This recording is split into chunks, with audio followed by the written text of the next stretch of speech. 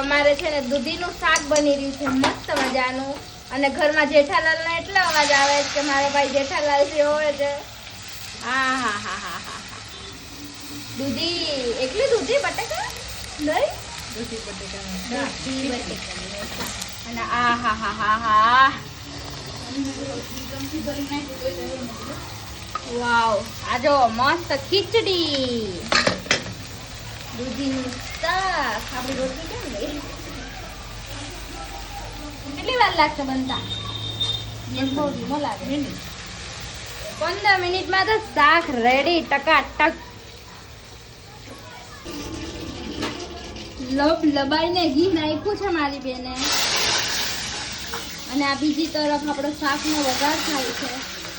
આવી ખીચડી બીમાર માણસો જ ખાય એટલે સમજી જાવ મારી બેન બીમાર છે બીમાર